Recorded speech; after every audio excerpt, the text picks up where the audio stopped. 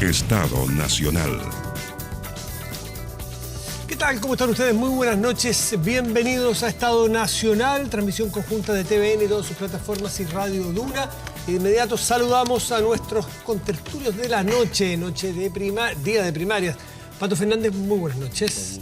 Analía Uriarte, también muchas gracias. Muy buenas noches. Muchas gracias por estar aquí. Muy buenas noches, Rafa Berguán, muy buenas noches. Hola, hola a todos. Estamos ya en contacto, día de primaria. Antes del contacto, me gustaría que cada uno de ustedes me diera así su primer feeling de lo que fue hoy. ¿Por dónde se descolgarían? Yo diría que a pesar de todo el ruido de Twitter, a pesar de las caricaturas que hemos visto en el último tiempo en los extremos, el centro político en Chile todavía está vivo.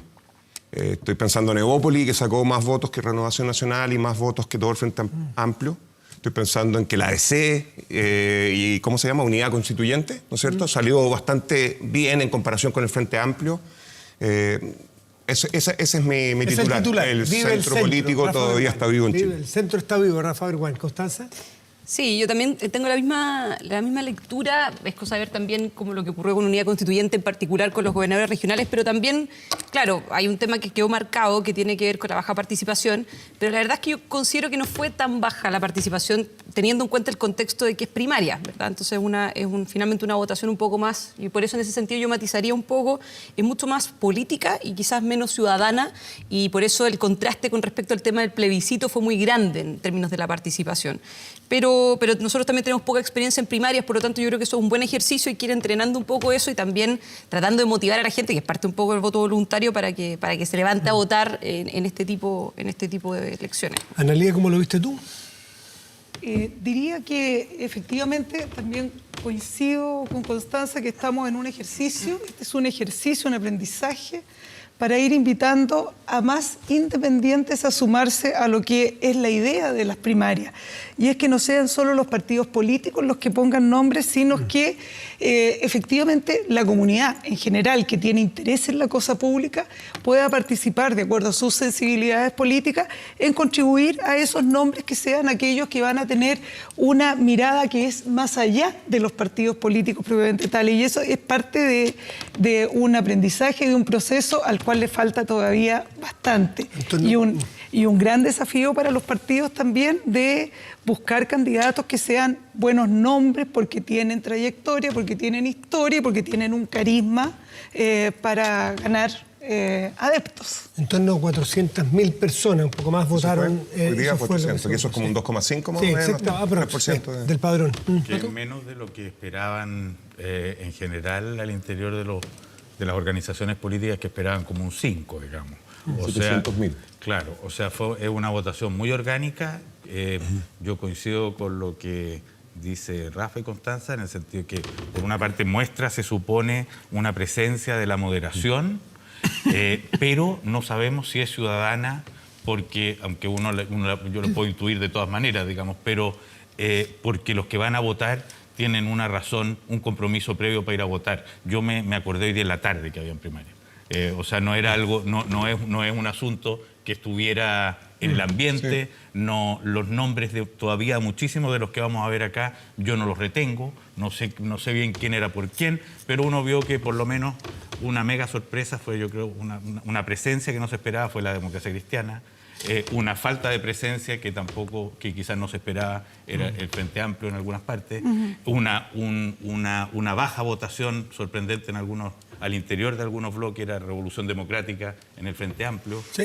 O sea, hay como...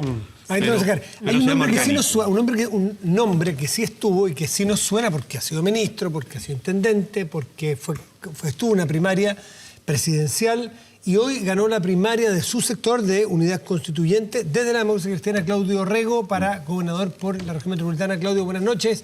Gracias por recibirnos. Hola, buenas noches, Matías. Saludos a todo el panel ahí. Un gran abrazo para todos y todas.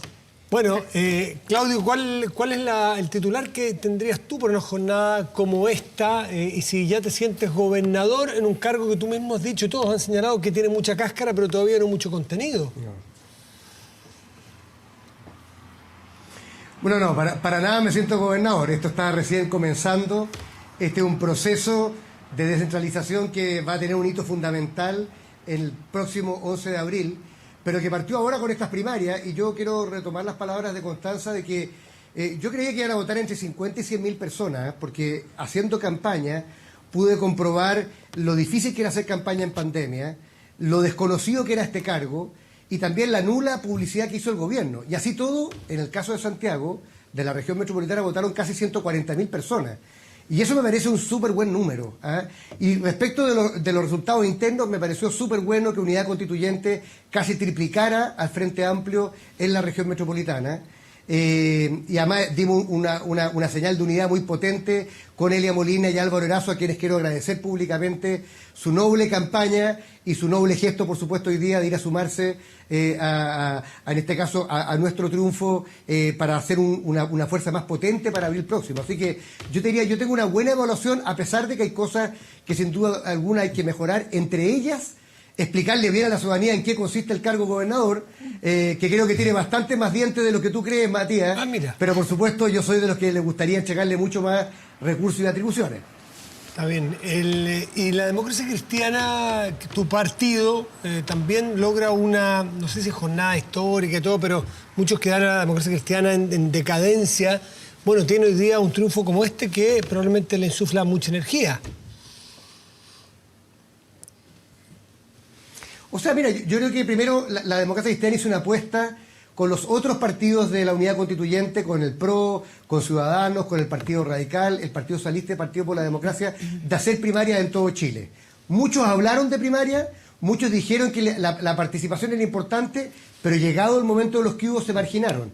Nosotros la hicimos y creo que de alguna manera eso pagó. 6 o 7 de los candidatos regionales fueron de mi partido. Pero yo quiero, junto con destacar el resultado, si tú quieres, más bien partidario, me encantaría destacar este esfuerzo de unidad que hicimos, estos 6 partidos.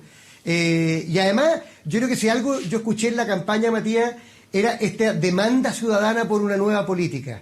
¿Y cómo entiendo yo esta nueva política? Entiendo mucho más terreno, mucho más escucha, participación de la ciudadanía y, por supuesto, manos limpias. Y yo creo que nosotros, por lo menos, reflejamos eso en esta campaña, y ahí están los resultados que son bastante contundentes, pero no por ello definitivo. Yo creo que esto está recién partiendo. Ahora tenemos que volver a recorrer las 52 comunas, tenemos que convocar a que la gente participe en cabildos comunales, hacer el nuevo programa y, por supuesto, no solamente a los 6 partidos de Unidad Constituyente, sino que también, ¿por qué no?, a muchos independientes de todos sectores que quieren y sueñan este gran Santiago que hemos propuesto, más justo, más seguro y más humano. Entiendo que el 22% de los votos que obtuvo tu candidatura, Claudio Rego, provienen de Lo Barnechea y Vitacura. ¿Alguna lectura al respecto? O sea, mira, yo creo que en las comunas donde había primaria, nosotros no tuvimos primarias de alcalde en Unidad Constituyente.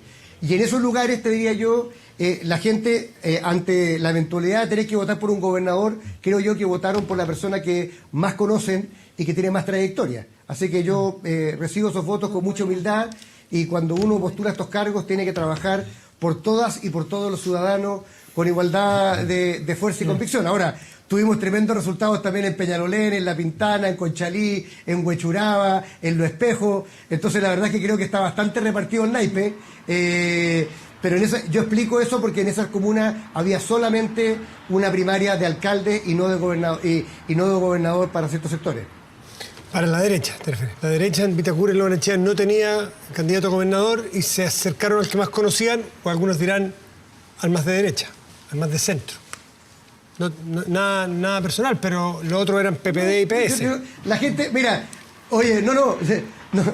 Oye, pero debo decirte el siguiente. Yo creo que la gente me conoce bastante bien hace mucho tiempo para saber que no tengo nada de derecha, pero que sí soy un demócrata, una persona que trabaja con todos los sectores y que cree mucho también en la importancia del Estado de Derecho, del respeto al adversario y además de la capacidad ejecutiva. Yo creo que si algo la gente no quiere son más diagnósticos.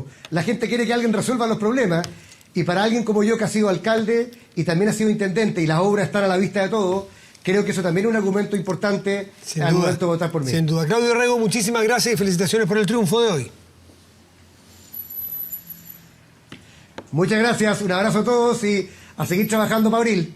Chao, chao. Y nos vamos a una de esas comunas, a Vitacura, porque hubo una suerte de sorpresa, me dirá que no, quien triunfó, que para ella siempre fue evidente que iba a ganar. Pero es una comuna que hace más de casi 24 años está en manos de RN. Hoy día el candidato de RN era una suerte de delfín del alcalde que había, es cosa de ver los pósters, la publicidad, y no ganó, y también perdió el ex alcalde de la Florida, de Santiago, Pablo Salaquet, que iba por la UDI. A ver si está ya en contacto con nosotros, todavía no está. Bueno, es Camila Merino, que la vamos a presentar en un minutito más, estamos preparando el contacto. Ella es Evópoli, ella era la única mujer que iba y no sé si había encuestas, pero para muchos dio sorpresa porque además sacó una muy buena votación. O sea, no solo es que ganara por poco, ganó por bastante lejos. Aquí hay un... Rafa. En general, la mayoría... Un militante de Evópoli, Rafa. Con Orrego pasó lo mismo, ¿no es cierto? Y también con Camila Merino, con Claudio. En términos de que hubo una distancia grande con respecto al segundo.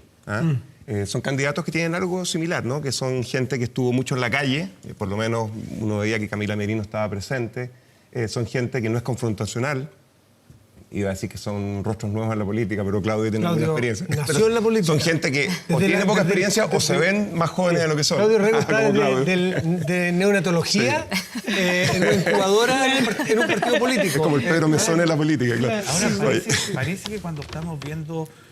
Pero esto no sé si valga sacarlo como conclusión general, porque esta es una elección bien particular, pero estamos viendo ciertas olas como que contradicen el tono del Twitter o de por lo menos de la... No solo en Chile, hoy día hubo elecciones municipales en Brasil, perdieron los candidatos muchos más de Bolsonaro y de la izquierda de lo que se esperaba, perdieron en Río, perdieron en Sao Paulo, en Perú, de donde yo vengo volviendo hace pocos días, se instaló Sagasti, que fue como un estado de calma en medio de una... O sea, si uno ve de alguna manera quizás incluso la elección norteamericana, se puede encontrar con un fenómeno parecido. O sea, es posible también imaginar que en medio de habitar la política como una gran tensión, como una gran polarización, están habitando también ciertas olas que... ciudadanas o electorales que lo contradicen y lo vuelven a reposar. ¿Coinciden con eso? ¿Ustedes ven una tendencia a eso, Constanza? Yo creo que, bueno, con las primarias es un poco difícil de poder evaluar eso, pero uno esperaría que ojalá fuera así. Hay un poco la pregunta que también le hacía Matías a Claudio Orrego, bueno, ¿por qué te fue bien en estas comunas? ¿No? Y tiene toda la razón, yo creo que al final... Hay una tendencia también a no perder el voto. Entonces, si es que va alguien, por ejemplo, como independiente, vota por el alcalde, de repente, bueno, se encuentra con este otro voto, ¿por quién voy a votar? Quizás por el más moderado, ¿no?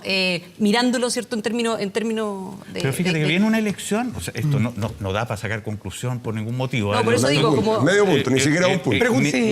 Medio punto, pero cada vez que la hemos tenido en el último tiempo, lo que se termina hablando es algo distinto de lo que... Rafa, un segundo, porque estamos con Camila. 45% aproximadamente sacó Camila Merino, militante de Evópoli, que gana la elección primaria, y algunos dicen en Vitacura ganar la primaria, ganar la elección, porque ahí va a ganar la derecha sí o sí. Camila, muy buenas noches, gracias por recibirnos. Muy buenas noches, Matías. Muy contenta, la verdad. ¿Es faltarle el respeto a un candidato, decirle que ganó, que es sorpresivo su triunfo? ¿Cómo lo toma? Mira, la verdad que yo sentía que había cariño a la gente y pensaba que íbamos a ganar, pero nunca pensé que iba a ser por tanto. Así que estoy muy, muy contenta y ahora trabajar unidos todos porque el proyecto Vitacura se implemente y que tenemos que ganar el 11 de abril. Camila, ganar por ese margen, 45 versus 31, que le gana a usted al concejal más votado, que además en la publicidad estaba con el alcalde que lleva 20 y tantos años. ¿Cómo lee esa elección? ¿Cómo lee esa preferencia de los votantes? Mira, yo lo que veo es que la gente quería un cambio, una renovación después de 24 años. Yo hice una campaña muy en terreno, mucho hablando con la gente y escuchando, más que yo hablando. Y eso yo creo que me funcionó. Camila, ¿y cómo se plantea, para que nos cuente, dirigir probablemente la comuna que tiene el mayor nivel per cápita promedio, la comuna que tiene más recursos disponibles, la comuna que tiene menos necesidades sociales. Se le pregunto en función de que su vecino, Joaquín Lavín, ha hecho su carrera política en función, por ejemplo, de una estrategia de la integración social, por ejemplo. ¿Qué nos puede decir al respecto? Mira, uno cuando está en terreno, uno ve que hay muchos temas todavía por resolver, urgentes. Primero partiendo por seguridad, donde los indicadores en Vitacura son muy malos, mucho peores que en Las Condes y Lo Barnechea. También en salud hay mucho por hacer, hay gente que lo está pasando mal en Vitacura, a pesar de que es una comuna rica, hay gente que no tiene los servicios que debería tener. En Vitacura, no sé si tú sabes, no hay servicio de urgencia, no hay ambulancia, el CEFAM tiene pocos servicios, yo lo quiero ampliar y dar un servicio realmente de excelencia como corresponde. Y después en educación también hay falta, hay pocos colegios públicos, solamente 2, más uno particular subvencionado, y eso no es suficiente. Entonces, cuando uno dice que Vitacura es rico, hay necesidades todavía por satisfacer. Respecto de la integración...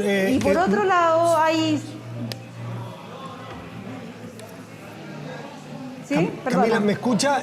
Respecto a la integración, por ejemplo, proyectos como los que planteó en su momento Joaquín Lavín, de integración social habitacional, y que tuvo una disputa con Vitacura respecto en su momento, ¿a usted le parece que es un proyecto que pueda navegar ahí en Vitacura, poder hacer algo así?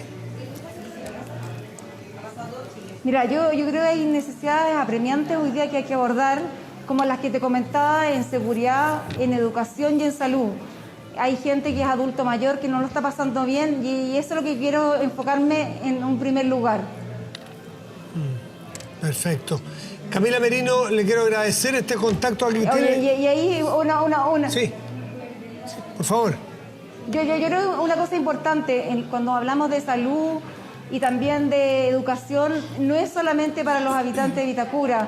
Esto también llega a otras personas, a los que trabajan en Vitacura y a los que viven en las comunas cercanas. Por ejemplo, los colegios de Vitacura también van alumnos de Lo Barnechea y Las Condes. Pero la idea es ampliar esa oferta para personas que viven en otras comunas que no sean Lo Barnechea y Las Condes, que son comunas similares, parecidas y vecinas. Sí. Mira, si nosotros hacemos un colegio público, ese colegio público va a tener tómbola y va a llegar a vecinos de Vitacura, pero también a otras personas. Y eso está bienvenido porque va a ser un colegio de excelencia que va a ayudar a todos. Cuando hacemos una oferta cultural, también queremos que llegue a todos, no solamente a los vecinos y vecinas de Vitacura, queremos que llegue a toda la región metropolitana. Perfecto. Camila Merino, triunfadora de las primarias de hoy de Chile Vamos, con un 45,6%, 8% aproximadamente, muy por lejos, 10 puntos porcentuales sobre su más inmediato seguidor. Muchas gracias, Camila, y también felicitaciones por el triunfo de hoy. Muchas gracias y buenas noches. Muy buenas noches. Se nota que había un poco de ruido, porque había un festejo ahí, no nos escuchaba tan bien. Rafa, tú que eres militante de Evópolis, ¿qué expectativas tenían de ganar allí y qué es lo que puede hacer distinto Evópolis en una comuna como Vitacura? Sí, a mí me gustó que tú preguntaras hicieras la analogía con lo que Joaquín Lavín ha tratado de hacer e impulsar en Las Condes. Esto es bien menor lo que voy a decir, pero creo que de ahí uno tiene que empezar a construir. Al menos a mí los temas urbanos me importan mucho. Los temas de ciudad, uno tiende a enfocarse en cosas más directas, pero al final del día son las ciudades las que permiten que la gente viva o no viva en comunidad. Me gusta, se lo escuché una vez a la Gloria Hood, decir que ella como liberal en Evópolis, ella no tenía problema en que cuando uno mira por la ventana hacia adentro de la casa, cada uno viva su vida como cree que es mejor vivirla, a la medida que respete la ley. Pero lo que no puede aceptar nunca es que cuando uno mira desde dentro de la casa hacia afuera por su ventana vea cosas tan distintas como ve en Santiago, en la región metropolitana. Entonces, digo esto porque recuerdo ahora este parque que, claro, en el contexto de un parque como el Parque O'Higgins o el parque, ¿no es cierto?, intercomunal en La Reina, es pequeño, pero este parque bicentenario, si tú vas los fines de semana antes de la pandemia, un día sábado, tú podías ver básicamente un mar de personas entre entre el principio de ese parque, en la parte norte, y la estación Mapocho. Ininterrumpido. De gente andando en bicicleta, de gente paseando perros, que eran claramente por cómo uno ve a la gente ahí participando, gente que son de comunas que pueden ser muy distintas a las comunas en las que estos parques están. Entonces yo creo que Vitacura tiene una responsabilidad en términos de acoger en una ciudad en la que prácticamente no hay áreas verdes, y yo entiendo que desplazarse tiene un costo, pero si hay un área verde como esa, privilegiada en una ciudad que no tiene espacios verdes, yo creo que no solo tienen la oportunidad, tienen la obligación de ofrecerlo probablemente además a gente que no tiene la facilidad de aquellos que viven en Vitacura, muchos de ellos, y que tienen sus áreas verdes en sus propias casas. Así es que sí, yo la veo como un lugar que acoja a mucha gente, por lo menos en este contexto, si bien es un granito de arena. Veamos los números, Analía, tú nos ayudas a ver cómo lo... Que exporte áreas verdes también. Por favor, señor director, si nos puede compartir los números de hoy, números estadísticas, resultados de la elección de hoy, los resultados de cada bloque, de cada conglomerado, están por ahí, mire. Ahí está, más de 400.000 personas participaron a nivel país.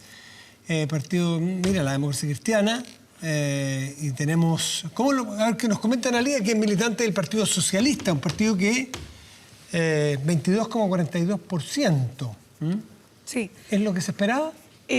Yo creo que en concreto el Partido Socialista, pero yo quisiera hablar de unidad constituyente, yo creo que en concreto el Partido Socialista tuvo lo que uno podría decir que fue el voto eficaz, porque el PS, para no equivocarme en números exactos, llevó 5 candidatos, o sea, llevó candidatos en 12 regiones y obtuvo 5 nominaciones. Yeah.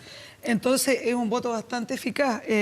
En concreto en relación a la DC, digamos que son los números fuertes de la votación, la Democracia Cristiana llevó en 16 regiones todas y sacó 7. Sí. O sea, estamos en cuanto a la eficacia del voto, yo creo que respondió a una estrategia. Pero lo que me parece más interesante de eso es, en relación a la votación de hoy día y lo que estamos conversando en general, es que finalmente, a propósito de si el voto está en el centro, si está más allá, si está más acá, yo creo que estas votaciones nos están diciendo que todavía no hemos logrado el objetivo de llevar más independientes a nuestras votaciones partidarias para abrir ese abanico que tanto se nos pide, que nos enriquecería bastante. Lo hemos logrado en algunos casos. En la quinta región en concreto ha sido nominado Aldo Valle, que va como independiente, y todo el Partido Socialista apoyó a Aldo Valle, nos parece un excelente nombre. Yo creo que en democracia la buena noticia, y ojalá que esto lo podamos reproducir en adelante en las elecciones que vienen, en la lógica que estamos conversando, que proyectos que apuntan a sociedades más igualitarias, que tengan una propuesta de mejoramiento de la vida de las personas en general, que incluye, por supuesto, la comuna de Vitacura. Acabamos de escuchar a Camila Merino. Camila Merino dice, mire, la comuna de Vitacura, que nosotros sabemos que es una comuna privilegiada en el contexto nacional, tiene dificultades de seguridad, tiene dificultades... O sea, imaginemos todo lo que nos está faltando en otras partes. Entonces, donde la seguridad no entra, donde los policías no pueden entrar. Donde no puede entrar. Entonces, ¿qué nos está diciendo eso? Todavía nuestro país requiere un alto nivel de democracia institucional para poder solucionar estos problemas. Creo que le damos las cifras, Rafa, y tú también si quieres, pero Constanza, la cifra, señor director, del bloque oficialista. Chile, vamos. Renovación Nacional con una muy buena votación, sacó muchos votos, 47,88%. En la UDI, tu partido, tú militas ahí, ¿no? 30,56%. Evópolis un poco más chico, pero le rindió, y 14,03%. Hay que decir que RN, en el sector oriente de la capital, tenía 2 municipalidades hace unos meses, y por distintas razones perdió las 2 municipalidades. Una queda en manos de la UDI, la Barnechea, y Evópolis, Vitacura. Bueno, Las Condes no iba... Estos gobernadores, no alcaldes, por eso. Yo estoy dando el resultado, el resultado de los partidos. Constanza, ¿cómo lees tú los resultados de tu bloque en general? Sí, o sea, en general, bueno, yo creo que la región metropolitana era un poco la que tenía una masa de votos más o menos importante. Entonces, uno compara las primarias de gobernadores de la unidad constituyente con lo que es Chile Vamos. Claro, ahí se distorsiona un poco el número de votos efectivos porque la región metropolitana te lleva mucha gente, ¿cierto? Nosotros no teníamos primarias de gobernadores. Ahora, yo quería tomar un poco el punto que decías tú, Matías. O sea, yo creo que evidentemente hay ciertas batallas que eran como batallas emblemáticas, independiente de que en el caso de la región metropolitana hubo varias varias primarias más. O sea, había primarias en Tiltil, había primarias en la Cisterna, y en general ahí de las 6 primarias entiendo que la UDI sacó 5. La única que perdió fue precisamente Vitacura por Evópoli. Y en ese sentido, de alcalde. yo por lo menos creo que ahí es no menor, ¿cierto?, que de las 3 comunas como más importantes. Ahí está alcalde y partido. Y ahí está alcalde, y ahí uno se da cuenta que en el tema más bien cercano no solamente habían algunos concejales que terminaron ganando, que eran concejales históricos, ¿cierto?, que terminaron ganando las primarias, sino que también en las emblemáticas se dio mucho. A mí me llamó mucho la atención eso de que se hablaba mucho de los Barnechea, se hablaba mucho de Vitacura, pero habían también otras comunas donde hubo primarias que quizás destacaron un poquito menos, quizás por volumen de votos, quizás también porque no eran tan emblemáticas.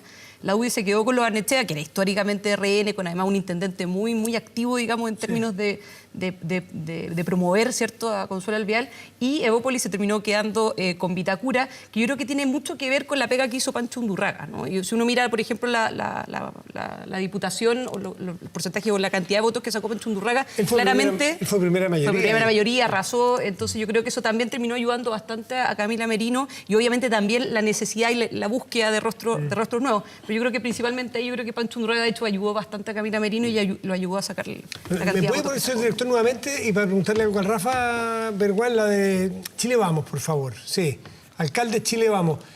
Rafa, tu partido... 5 alcaldes. 5 que 2 mujeres y 3 hombres. Sí. Pero mira, ya no es el partido, no es el hermano chico de la coalición de Chile Vamos. Y si nos sumamos con los independientes, somos como 47%. No te sumas por el chorro, Rafa. Te acabáis de mandar un político tradicional. Comentario, Rafa. Sí, rapidito. No, pero hay una cosa, eso sí, que yo solo para recordarla, porque si no uno se empieza como a confundir en esto.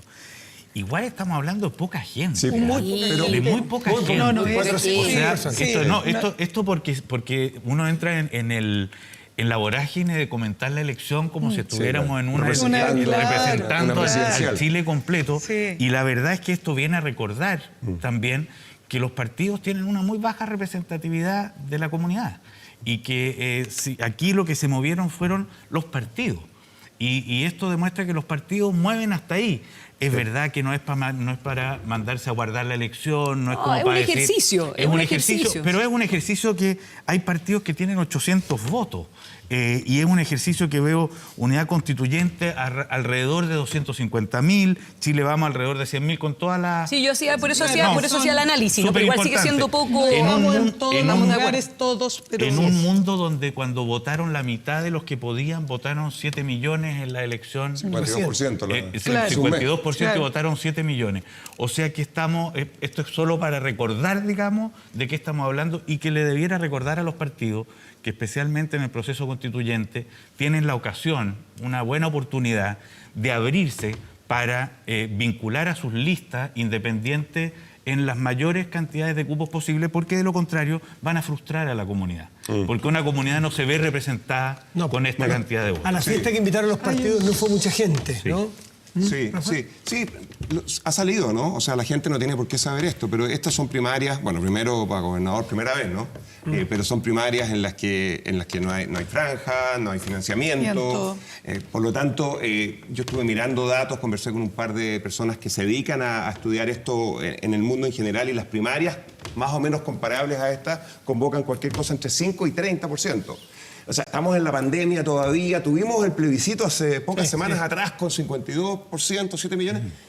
A nosotros nos gusta votar, pero tampoco se trata de votar todos los días. Quiero decir que no, y para gobernadores, digámoslo, hay muy poco conocimiento respecto de qué significa la figura. Pero yo quiero hacer un solo comentario, porque yo creo que este es todo lo que hemos dicho, yo creo que al final lo que hace es ratificar la importancia de lo que pasó hoy. Dicho eso, creo que el vaso medio vacío es que al final hubo primarias para alcaldes solamente en 10% de los municipios.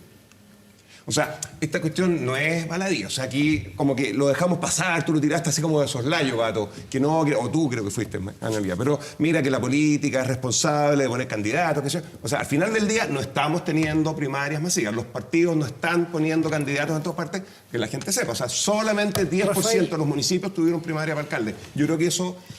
voy a hacer una cosa exagerada y me quedo callado. Es una falta de respeto para la democracia. Es que nos tenemos que ir. Nos tenemos que ir a un corte. Les quiero agradecer. hoy día tuvimos que compartir con los candidatos. Y perdona, Matías, porque una cosa, y en medio de todo esto que nos tiene conversando, hay personajes que la ciudadanía, en su gigantesca mayoría, ni sabe todavía quiénes son. O sea, quería sumar un elemento adicional para complementar lo que decía Rafa, ¿no? Y además en un contexto donde tienes la inhabilidad respecto de los alcaldes que ya no pueden ir a la reelección. Exactamente. Les quiero agradecer a todos por haber estado aquí. Tenemos más programas, tenemos a 2 senadores que participaron de las conversaciones que llevaron al final al avance del proyecto de ley del 10%. Tenemos el tema justamente de ese proyecto de ley que avanzó y que generó mucha política. Les agradezco mucho por haber estado hoy día. Conversemos afuera sobre el 10%. Vamos a quedar nosotros afuera de señal de protesta. Señal de protesta, porque teníamos más que se vaya con gusto a poco. Pausa y volvemos. Espérenos aquí en Estado Noche. Yo venía preparada para el 10%.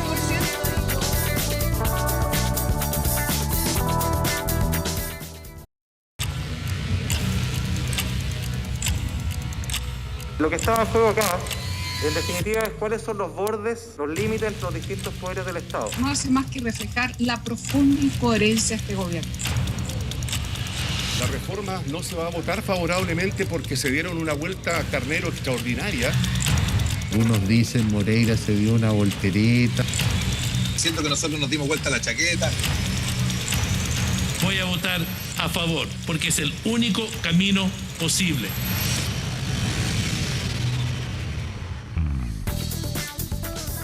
Estamos de vuelta aquí en Estado Nacional, marcada la agenda hace mucho rato por el 10%, pero la verdad que nos confundimos porque una cosa es el 10% de los fondos que las personas tengan en su cuenta individual y otra cosa es la tole política que se arma en torno a esto, que hay un proyecto de reforma constitucional, que hay un proyecto del gobierno, los dos son por el 10%. Y además, súmele que por lo que leímos después de todo lo que se hizo en la discusión parlamentaria, todos los expertos dicen que los dos proyectos eran prácticamente iguales. Entonces no entendemos muy bien de qué se trata esta discusión política que tiene bastantes heridos. Por lo demás, Francisco Chaguán. ¿Cómo estás, María? Muy buenas noches. Muchas gracias. Juan Pablo Telier, Renovación Nacional, Partido Socialista. Juan Pablo, gracias por estar aquí. Muy buenas noches. Yo no creo que haya frivolidad, que sea un gustito de pelear por pelear. ¿Qué hay de fondo en esta discusión y en esta diferencia, Francisco Chaguán, de estos dos proyectos de 10%, que los dos todavía tienen vida, tienen pulso? Sí, lo primero es que yo quiero revalidar los acuerdos como mecanismo para poder hacer de nuevo la política relevante para los chilenos. Y esta fue una semana extraordinariamente potente porque logramos no solamente ponernos de acuerdo respecto de un proyecto del Ejecutivo, que lo sacamos a la cancha, lo forzamos a presentar el proyecto, se presentó el proyecto y nos permite efectivamente cerrar la llave para el tercer, cuarto, quinto retiro, pero además le da, yo diría, una proyección a una materia en la que tenemos algunas diferencias con Juan Pablo en términos de vincularla. Yo creo que acá es fundamental sacar adelante el retiro, que permita que los trabajadores chilenos, los pensionados, puedan efectivamente hacer uso del 10% de sus fondos previsionales, pero vinculado, en el caso nuestro, a la reforma previsional. Y nosotros hemos emplazado a mi gobierno. Yo quiero aprovechar esta tribuna para emplazar al presidente Piñera. Tenemos 30 días para sacar adelante, con sentido de oportunidad, una reforma estructural al sistema de pensiones. Ya, ciertamente, si él quiere construir un legado en base a una reforma que permita cumplir la palabra empeñada con pensiones dignas para todos los chilenos, este es el momento. Y tenemos algún grado de conversación, de inicio de conversación, en 3 pilares fundamentales. El primero, que dice relación con la necesidad de terminar con las tablas de mortalidad y reemplazarlas por un organismo técnico independiente que efectivamente nos permita llegar a pensiones dignas. Se calcula, y esto son conversaciones que hemos tenido con la ministra del Trabajo y Previsión Social y con el ministro Briones, que podrían verse incrementadas las pensiones de los trabajadores chilenos en un 25%. Un segundo tema es que hay que hacer una reforma estructural a la administración de los fondos de pensiones y distinguir claramente entre aquellos que hoy día perciben o recolectan las cotizaciones o recaudan las cotizaciones previsionales de aquellos que finalmente pagan. Y lo tercero es que del 6% de aporte del empleador debiera haber un fuerte impulso o impronta en materia de solidaridad intra e intergeneracional con un fuerte componente de género, Y además poder sacar adelante algunas materias que estaban en la reforma previsional y que dicen relación fundamentalmente con el retiro de los fondos previsionales a las personas que están con enfermedades terminales o catastróficas. Eso había bastante acuerdo. Juan Pablo Letelier, a ustedes lo acusaron de su sector de que una abstención en el voto, junto con otros senadores, permitió que avanzara el proyecto del gobierno. Y había algunos en su sector político que querían ponerle la prueba a para sacar adelante la reforma al sistema, para la Constitución, que era el proyecto de la Cámara de Diputados. Lo acusaron duro, lo amenazaron incluso a usted. ¿Por qué hizo eso? ¿Por qué me amenazaron? No sé. No, ¿por qué se abstuvo sabiendo que iba a favorecer el proyecto del gobierno? Mi objetivo en el tema del 10% es que la gente lo pueda retirar. Y cuanto antes. Hay mucha gente con necesidad. Y yo no creo que hay que jugar con esa necesidad. Entonces mi propósito era, dejemos las cosas en clara. La derecha se ordenó en el Senado. Era evidente que se iban a ordenar y que no íbamos a tener los votos para esa reforma constitucional. Implicó mucho trabajo. Para algunos era bastante obvio que eso es lo que iba a ocurrir, que el presidente iba a recurrir de mala forma al Tribunal Constitucional.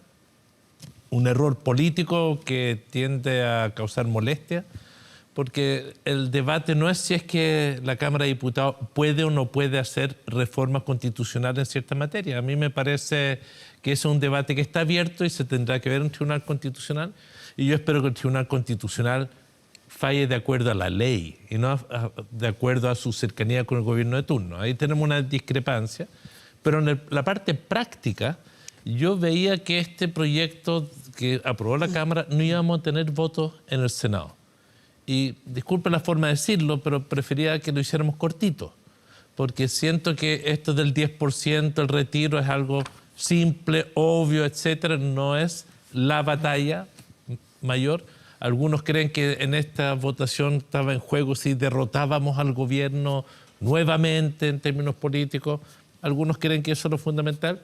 Yo prefiero que vayamos a los temas sustantivos de debate. Perdón, Juan, pero yo quiero revalidar, la participación de Juan Pablo Letelier y también de la Carolina Goich, que fue clave en esta materia. Porque, Juan Pablo, usted en algún momento usted dijo que hay gente que está confundiendo la entrega del 10% con hacer de esto una oposición política por hacer oposición política, casi por daño al gobierno. Es que yo creo que hay diferentes razones por las cuales gente quiere el 10%. A mí me preocupa la gente que tiene la necesidad.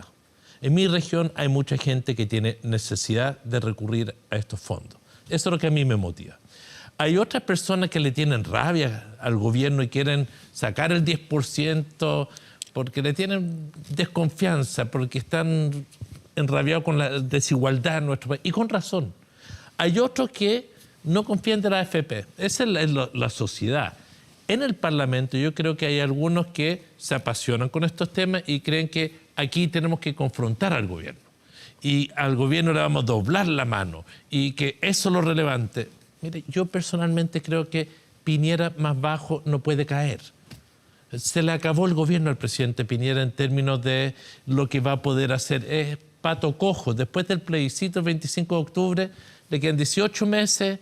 El tratar de patearlo más en el suelo, algunos quieren eso. Yo creo que no tiene sentido, me van a perdonar. Yo creo que hoy lo que necesitamos hacer es ver cómo aseguramos el proceso constituyente, por un lado, y a ver si somos capaces de abordar la reforma de pensiones, porque hay más de 2 millones de adultos mayores que tienen pensiones miserables.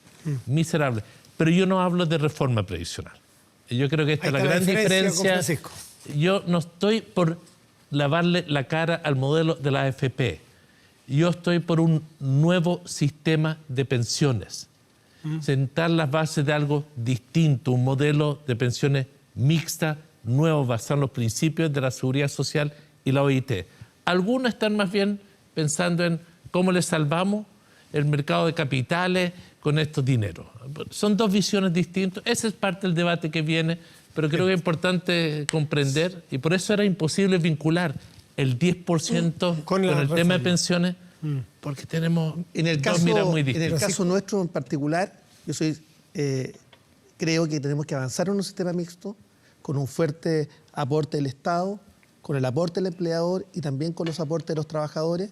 Yo creo que sin lugar a dudas, hoy día hay una oportunidad única para este gobierno, esta administración, para poder sacar adelante una reforma estructural al sistema de pensiones que nos permita construir el legado del gobierno del presidente Piñera. Y yo le diría al presidente, tenemos dos grandes reformas que podemos sacar en este año y medio que queda de administración. Uno, la reforma estructural del sistema de pensiones y la reforma estructural del sistema de salud. La segunda la estamos abordando en la Comisión de Salud del Senado. La otra, hay conversaciones, estamos trabajando y yo emplazo al gobierno. Se le acaba el tiempo para esta propuesta. Debe ser en máximo 30 días tener sobre la mesa una propuesta que nos permita avanzar. Y vuelvo a insistir, hay más puntos de acercamiento entre Juan Pablo Letelier y el que habla que los que existían hace unos 10 años atrás. Y eso implica la posibilidad única de poder cumplir con el compromiso de darle dignidad al sistema de pensiones y a los pensionados. Se le terminó el gobierno al presidente Piñera, dice Juan Pablo Letelier. ¿Eso tiene algo que ver con el proyecto que presentaron algunos? No me conteste todavía. Una pausa y volvemos. Espérenos.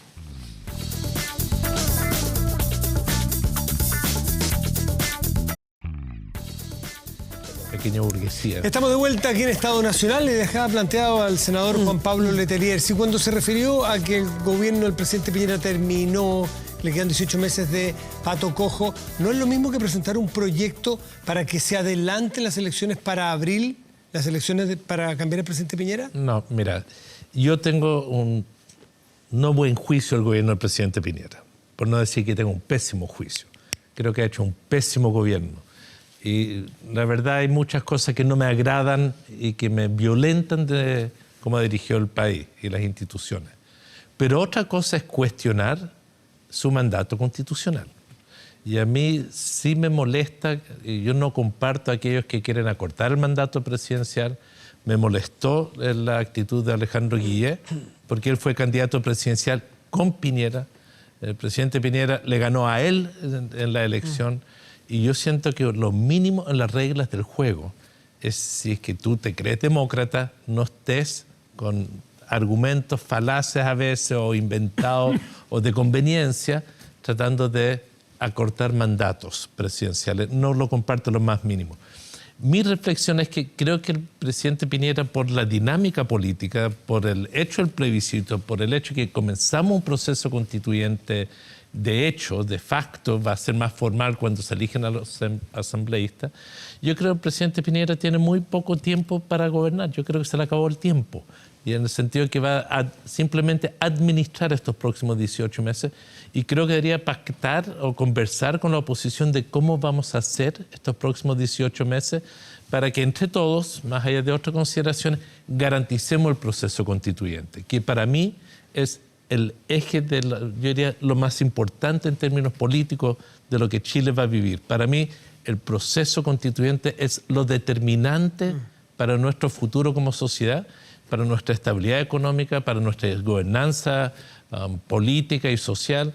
Y por ende, creo que es muy importante que aseguremos este proceso que parte en abril con la elección de los representantes y después con la instalación de la Convención Constitucional y de que le demos las condiciones para efectivamente abrir este debate societal que necesitamos. Francisco Chaguán, muchos años en el Congreso también. Este es un Congreso que se diferencia de otro en la incapacidad a veces, o en lo que se ve afuera, de poder llegar a ciertos acuerdos porque acordar parece traicionar. Yo diría que las declaraciones de algunos miembros de la bancada del 1%, que tienen un doble estándar. Son aquellos que salieron arrastrados por candidatos. Yo estoy hablando de algunos diputados frente amplistas que incluso presentaron el proyecto de ley para terminar anticipadamente el gobierno. Yo diría que muchas de sus declaraciones, mucho del sustento, es golpista o sedicioso. Se habló de golpe blando en alguna parte. Absolutamente, y acá se requiere claramente respetar las reglas del juego democrática. Y la regla del juego democrática es justamente respetar el mandato de un gobierno legítimo que es el del presidente Piñera. Segundo, yo discrepo con Juan Pablo. Yo creo que en estos 18 meses tenemos la oportunidad de construir el legado del gobierno de nuestro sector. Y eso implica abrirse al diálogo, tener un gobierno mucho más activo en el Parlamento, y ser capaces también de buscar puntos de encuentro en las reformas estructurales que he señalado, la reforma de la salud, la reforma previsional, la protección de la infancia y los temas de seguridad pública. Por ejemplo, que el propio gobierno, contra todos sus principios, sus deseos originales, no hay que ser muy mago para darse cuenta que no estaba en su catálogo de proyectos presentar un retiro del 10% de la AFP, ¿no? Eso entonces no es acaso una instancia, un poco lo que dice el senador Letelier también, de gobernar buscando acuerdos y entendiendo que más allá de sus propios límites hay que acogerlos hacia adentro. Matías, en eso consiste la política. Bueno, pero entonces... es que yo quisiera también transmitirle eso a la opinión pública, porque, a ver, en tiempos de crisis, en tiempos de polarización, se debilita la capacidad de la política de ser un instrumento para generar acuerdos. Y donde, por supuesto, ambos sectores van buscando un punto medio para sacar adelante políticas públicas en beneficio de la calidad de vida de los chilenos.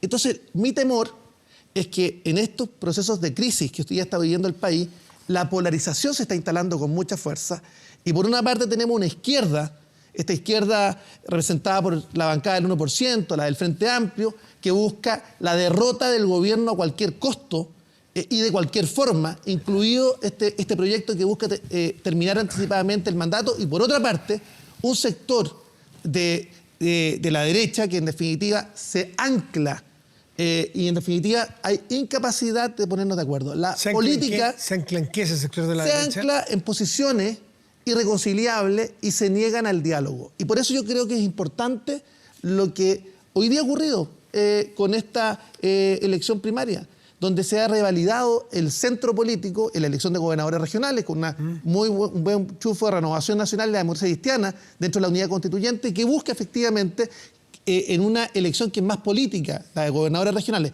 a diferencia de la municipal que tiene otros anclajes, la posibilidad cierta de revalidar lo que la ciudadanía está clamando, que la política vuelva a ser relevante para los chilenos. ¿Está de acuerdo, senador Letelier?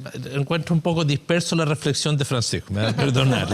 Entonces, puede que no te guste, pero no, la encuentro dispersa. Entonces, una cosa es si es que tenemos sectores polarizados en la sociedad, yo creo que sí. Yo creo que eso es una amenaza al proceso constituyente. Yo no soy partidario de descalificar a nadie en el Parlamento que presente un proyecto, me van a perdonar. Si están ahí es porque son las reglas del juego. Entonces no me gusta que hables de una bancada del 1%, aunque no me representen, son legítimos. Y lo quiero plantear, puedo estar en discrepancia con sus propuestas. Entonces yo creo que el lenguaje crea realidades. El tema, Juan Pablo, perdón. Yo creo que Pablo, en esto tenemos que ser... El tema es que cuando votamos... pero cuando votamos la reducción del número parlamentario, vemos a bancada que se ancla con dientes, uñas y muelas al poder. Está bien. Juan Pablo, te escuché, pero yo creo que uno tiene que ser responsable en el uso del lenguaje, porque el lenguaje crea realidades. Son parlamentarios, son diputados que tienen la misma legitimidad que uno que haya tenido más votos. Entró con las reglas del juego. Punto. Entonces yo creo que hay que ser respetuoso de eso, porque si yo lo relativizo a ellos, ¿por qué no voy a relativizar el mandato de Piñera? Por favor, respetemos las reglas entre nosotros. Primer punto, entonces a mí no me gusta que descalifique. Simplemente el doble estándar de votar o no a favor de la reducción del número parlamentario. Voy al tema de fondo, para el lado. Pancho. Está ahí disperso. No. Yo quiero decir lo siguiente. En el proceso constituyente que viene, yo creo que es muy importante de que ese proceso se garantice. Yo creo que sin querer, queriendo, como diría el Chapulín Colorado, hay gente que le gusta polarizar hoy en día. Hay mucha descalificación personal y no debate de ideas. Es algo que ocurre cuando las democracias están débiles. Y las democracias en América Latina se han debilitado de una forma increíble, nuestro país también. No hay debates sustantivos, comienza a descalificar a la gente. Y yo siento que en este periodo la política tiene que ayudar a garantizar un contexto de debate. Yo estoy muy contento que ustedes hayan cambiado de opinión, me refiero a sectores de la derecha, y que acepten que se necesita sentar las bases de un nuevo modelo de pensiones, basado en la seguridad social. Yo sé que hay sectores de la UDI para quienes esto es la derrota ideológica absoluta, porque creen en esta idea de la capitalización individual, las cuentas individuales, esta plata es mía, bueno, todo ese discurso que conocemos. Qué bueno, yo creo que hemos logrado desde la centroizquierda instalar una mirada distinta y que ustedes comienzan a aceptarla. ¿Mixto? Mixto, cree usted, ¿no? Con el capitalismo individual, más solidaridad. Lo mixto tiene varios sentidos. Tiene mixto por las fuentes de financiamiento del trabajador, del empleador, del Estado. Mixto porque tú creas diferentes fuentes de financiamiento, pero también diferentes formas de administración. Lo que pasa con la administración del aporte del trabajador no es que alguien esté en contra que se invierta. Eso no es el punto. Y gracias por la pregunta, porque nadie está pensando como Rico MacPato meter toda la plata en una bóveda. No, está bien que se invierta. Pero lo que no está bien es el abuso de que quien está a cargo de invertir, cuando pierde el dinero, ellos no pierdan.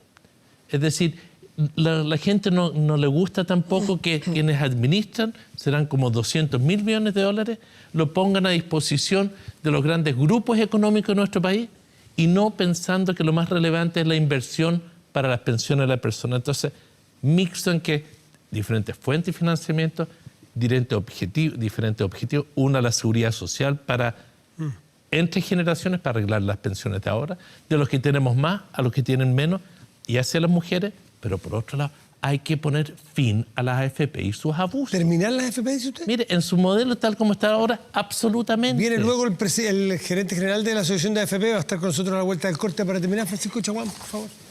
Respecto de lo que está diciendo el sistema. Simplemente nosotros somos partidarios del sistema mixto, lo hemos planteado al gobierno, le hemos planteado un modelo que implique una reforma integral al sistema de pensiones.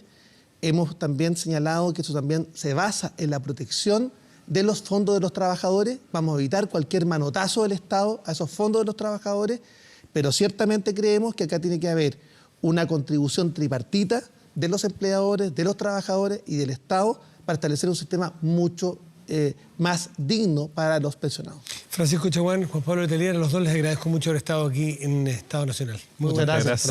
Buenas noches. Hacemos una pausa y nos conectamos con Fernando Larraín, gerente de la Asociación de AFP, justamente que está fuera del país, pero nos vamos a comunicar con la vía telemática con él en un minutito. Espérenos después de este corte.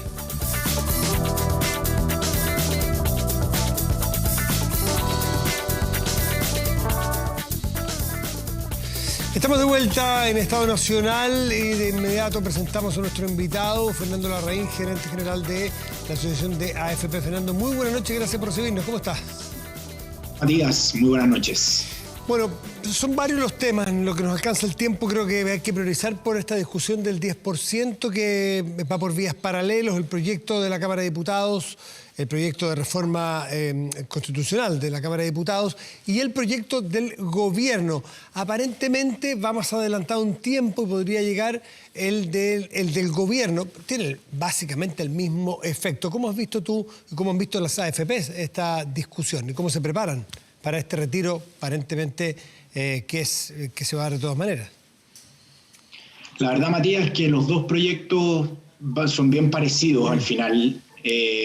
Nosotros tenemos y vamos a cumplir lo que nos mandate la ley, al igual que en el primer retiro.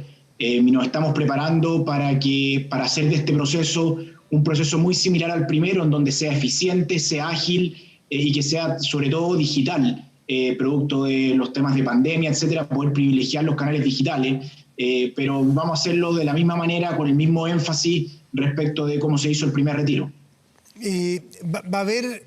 O sea, hay experiencia ganada, que duda cabe, pero eso en cuanto a lo logístico. Pero respecto a la necesidad de liquidación de fondos, liquidación de inversiones que tengan en distintas carteras a lo largo y ancho del mundo, ¿cómo se ve? ¿Se están preparando ya? ¿Puede tener algún impacto en las utilidades o en las rentabilidades? Efectivamente, Matías, nos estamos preparando. En el primer retiro, los mecanismos que utilizó el Banco Central con el Ministerio de Hacienda en esto permitieron aminorar mucho los efectos que podía tener sobre la economía.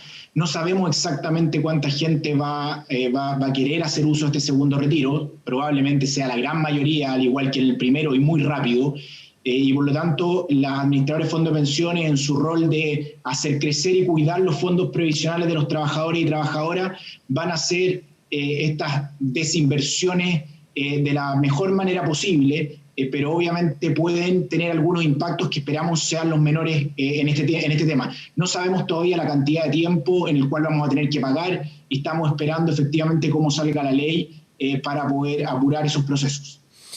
¿Cuál es la diferencia para las propias AFP entre un proyecto y otro? Porque se ha hablado de diferencias, por ejemplo, en el pago de impuestos para las personas que cuando retiren plata estén en determinado tramo de ingresos. Ese tipo de cosas no tiene nada que ver la AFP. ¿Cuál es la diferencia formal para ustedes entre estos dos proyectos? Sí, yo creo, Matías, que tu punto es relevante. Nosotros, la Administración de Fondo de Pensión, no hay ninguna discriminación entre el tipo de afiliado y afiliada, y por lo tanto esta discusión tributaria es una discusión que tiene más bien que ver con las arcas fiscales y el Ministerio de Hacienda. Nos vemos grandes diferencias. Lo que pasa es que el proyecto que tiene que ver con el cambio constitucional es un proyecto en el cual ya no hay tantas indicaciones, y respecto del proyecto del gobierno todavía se están incorporando ciertas indicaciones y vamos a ver finalmente los plazos y los periodos en los cuales hay que pagar. Pero independiente de cuál de los dos proyectos finalmente salga, nosotros los administradores de fondos de pensiones demostramos que para el primer retiro los recursos estaban, esta vez también van a estar en tiempo y forma, y vamos a hacer el esfuerzo para que todos los afiliados y afiliadas que necesiten estos recursos en este tiempo tan difícil puedan acceder a ellos. Hablábamos de 6 meses, era impensado incluso hablar de retiros, porque los fondos que están ahí tienen objetivo único, el pago de pensiones cuando termine el periodo laboral activo de las personas. Pero ha cambiado todo, ha cambiado el mundo, ha cambiado Chile, han cambiado los principios. De hecho, nunca nadie se imaginó que este gobierno iba a plantear un proyecto de retiro del 10%. En ese contexto de un cambio de paradigma, un cambio de centro de gravedad de la discusión, el senador Letelier, sentado aquí, me imagino que lo estabas escuchando, dijo que como conocemos las AFP hoy día, se tienen que terminar. Se tienen que terminar porque hay que dividir las distintas funciones que hoy día cumplen las AFP. ¿Cómo vislumbran ustedes el futuro de la industria? Matías, me parece muy interesante tu pregunta por lo siguiente, y quiero dividirla en distintos temas. El primero, y el senador Letelier lo dijo, el lenguaje construye realidad. Y a mí me llama mucho la atención cuando el senador Letelier habla que las AFP son abusadoras, me llama la atención cuando otros senadores de la República hablan de estafa piramidal, cuando efectivamente aquí no hay.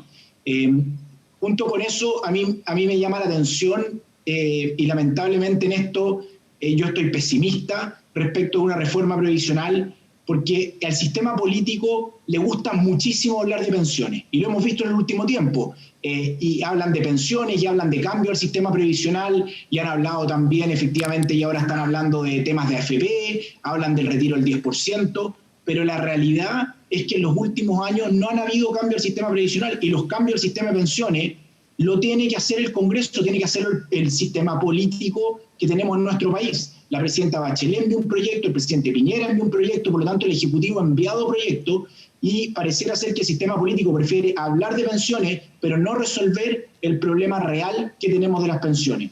Y creo que en esto hay un tema que es muy importante, y tú lo dijiste, Matías. Aquí estamos frente a un nuevo desafío. La pandemia va a poner desafío en el mercado laboral. Probablemente vamos a tener más trabajadores por cuenta propia, los salarios no van a crecer al ritmo que estaban creciendo. Además, hay un segundo retiro a puertas, por lo tanto, hay que preocuparse también respecto de cómo se va a tapar ese hoyo que se dejaron en las pensiones. Hoy día estamos hablando de pensiones en una discusión en donde, respecto a temas previsionales, nuestro país es más pobre. Y desde esa lógica hay que hacer una discusión diferente. Y si hay que reformar el sistema, ¿hacia dónde habría que reformarlo? No me refiero solo al 6% extra de aporte a los empleadores que probablemente va a venir, eso es un dato de la causa. Incluso del 10% que hoy día va a las AFP. Ustedes como asociación de AFP, ¿sienten que el sistema debiera modificarse en algún aspecto para hacerlo probablemente más válido, más validado por la población, por ejemplo? Y para generar más eficiencia también. Matías, aquí lo más importante respecto al sistema previsional es que las modificaciones que se hagan tengan como fin último y el fin más importante mejorar las pensiones de los trabajadores y trabajadoras de Chile. Eso es lo que nos tiene que llevar a cambiar el sistema previsional. Un sistema de pensiones que tenga un nivel de legitimidad altísimo y que entregue malas pensiones, no va a ser un sistema previsional finalmente que cumpla el objetivo que tiene que estar. Y para eso nosotros tenemos que hacer cambio al sistema de pensiones. Nosotros lo hemos dicho, lo venimos diciendo desde la Comisión Marcel, participamos activamente en el debate en la Comisión Bravo. Yo personalmente he tenido que ir a exponer a las comisiones de trabajo, de Constitución, a la Cámara de Diputados, al Senado, y el sistema requiere cambios porque nuestro país se ha transformado en estos 40 años. Y por lo tanto tenemos que hacer cambios. Los cambios tienen que ver con fortalecer los pilares de nuestro sistema previsional. Nosotros tenemos que tener un pilar solidario más fuerte que el que tenemos hoy día. El rol del Estado es importante en el pilar solidario. Sabemos que tiene que haber un rol redistributivo en el sistema previsional y en eso nuestro pilar solidario es fundamental que sea más fortalecido. Y luego en el pilar contributivo, efectivamente, el 10% solamente con ahorro por parte de los trabajadores no es suficiente. Y es importante en esa lógica incorporar el aporte de los empleadores y a partir de ahí ser capaces de construir mayores niveles de ahorro.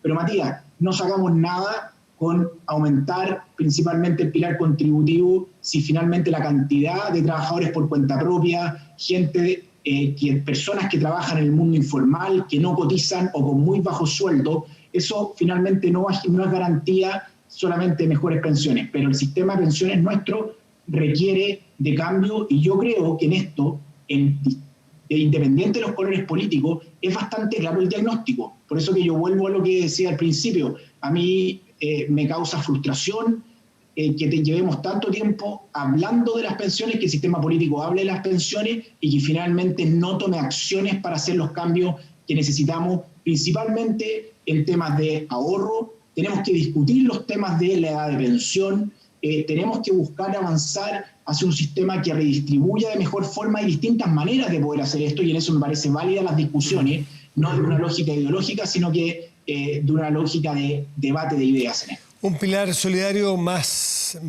fortalecido, financiado ¿cómo? Algunos dicen impuestos generales, otros dicen parte del 6% extra que va a entrar con el aporte de los empleadores. Es parte de lo que quiero que me contestes a la vuelta de este corte, Fernando, si es que algo de ese 6% crees que debe ir a estos pilares solidarios o a estos aportes solidarios o debe todo a la cuenta individual que ya existe. Espérenos un segundo, ya volvemos aquí en Estado Nacional.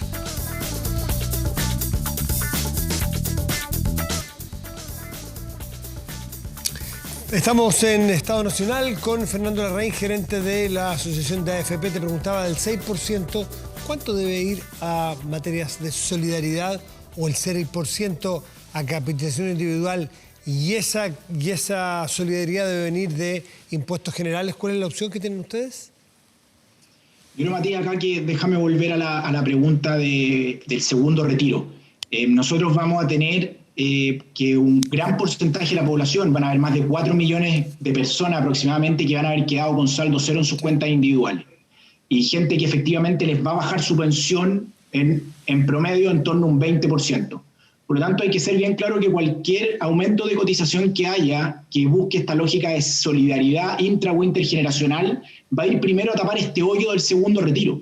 Y acordémonos que para el primer retiro y para el segundo retiro, aquellas personas que más pueden sacar recursos son los que más tienen. Por lo tanto, le estamos pidiendo justamente en este monto particular, dado que estamos en la coyuntura del segundo retiro, que si es que un porcentaje va de una manera intra o intergeneracional, va a ir a financiar justamente desde la clase media a los que más tienen. Yo creo que el pilar solidario tiene que ser un pilar que se financie con impuestos. Y creo que aquí también hay que entrar en un tema que no es tabú o que no debiera ser tabú, que tiene también que ver con las pensiones de las Fuerzas Armadas, de ver cómo se les reconoce la carrera efectivamente, pero cómo el Estado financia de buena forma las pensiones en general. Entonces el pilar solidario con impuestos es la forma más progresiva y la manera más eficiente de poder financiarlo. Ahora, si es que en el pilar contributivo debiera haber algo que vaya de una manera de solidaria, por así decirlo, yo creo que hay mecanismos eficientes que tenemos hoy día, por ejemplo, el seguro invalidez y sobrevivencia, que se puede fortalecer respecto de esto, en donde efectivamente ahí hay componentes ya de solidaridad intrageneracional. Y además, aquí es bien claro, y esto de alguna manera fue parte de la discusión del proyecto que envió la presidenta Bachelet y también parte de del proyecto que envió el presidente Piñera, Acá se discute por qué finalmente el proyecto de la presidenta Bachelet no tomó fuerza o no voló, o qué está pasando hoy día con la discusión. Y la verdad es que la gran mayoría de los chilenos y chilenas quiere que sus ahorros, que su trabajo y el ahorro de su trabajo vaya a su cuenta personal, de forma tal que esa cuenta también pueda rentar. La rentabilidad del capital es mayor que la rentabilidad del trabajo y solamente la rentabilidad que haya por un alza salarial. Por lo tanto, hay que buscar la forma de cómo se construyen pensiones junto, en donde efectivamente acá haya un aporte por parte del Estado, hay un rol de ahí que sea progresivo, redistributivo, y otro que se financien con el pilar de ahorro de las personas. Fernando, me queda un minutito y me gustaría que te hicieras cargo de las acusaciones que ha hecho el líder de esta empresa que se llama Felices y Forrados, que hacen asesoría previsional y dicen que todo lo que hay allí o parte de esto hay unos entramados y hay unas triangulaciones de recursos, que es una suerte de estafa, como lo plantean. ¿Qué respuesta tienes tú a la denuncia que se ha hecho? Yo creo, Matías, que acá de nuevo nos pasa un poco lo mismo que habíamos conversado antes. El debate previsional se tiñe de cosas que no van en el objetivo de las mejores pensiones. Y creo que esta discusión que está teniendo hoy día, junto con el tema Felices y Forrados, va en la misma lógica. Acá hay una cosa que es bien clara. Las autoridades competentes están estudiando la posibilidad de que efectivamente Felices y Forrados haya hecho o esté haciendo publicidad engañosa. Y creo que eso es lo que tiene que hacerse cargo la compañía para ver si efectivamente eso es cierto. Pero a partir de ahí, con una teoría de la conspiración, en donde ingresan muchos actores, esto es algo que ya lo hemos visto antes. Lo hizo con la presidenta Bachelet, lo está haciendo ahora con el presidente Piñera, ha involucrado distintas autoridades, pero eso es un tema efectivamente que tiene que hacerse cargo, y me parece a mí que la Superintendencia de Pensiones y la autoridad en Chile han sido bastante claras en que aquí no hay nada raro, está todo dentro del marco de la ley, y para eso están las instituciones. Lo otro es tratar de poner o poner un manto de dudas respecto a ciertos temas, cuando acá lo que nos debiera interesar y lo que nos debiera importar efectivamente es cómo mejoramos las pensiones. Y aquí lo que estamos haciendo con esto es poner un manto de dudas por un lado en un tema, y lo segundo es que con el segundo retiro de las pensiones estamos haciendo la antirreforma de pensiones, porque efectivamente estamos descapitalizando y desahorrando a los futuros y a los actuales pensionados. Fernando Larraín, gerente de la Asociación de AFP, muchísimas gracias por esta conversación. Que esté muy bien y buenas noches. Gracias, Matías. Buenas noches. Buenas noches. Y bueno, de esta forma nos despedimos. Un programa rápido, dinámico, un día de elecciones primarias, pero también los temas del 10% que han marcado la semana que acaba de pasar, pero seguro también tienen mucho que ver con lo que va a ocurrir en la semana entrante. Muy buenas noches y gracias por venir.